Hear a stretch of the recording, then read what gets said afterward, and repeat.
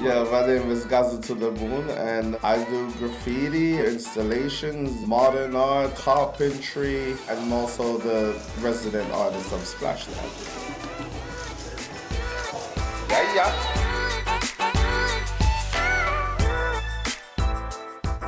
One thing I really love about working with Splash with the team here is that they push my boundaries, they push my limits. When I was thinking of how would I design the splash place, I was thinking of more how will people feel when they walk into the office.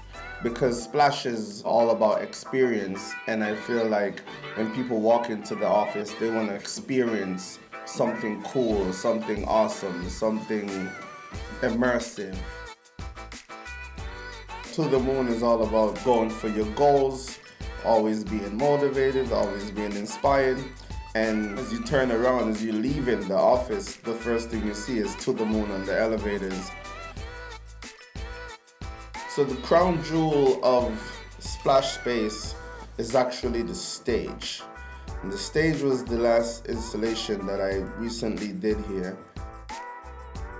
I don't think I'm finished with the space because the space is always growing. Splash is consistently growing.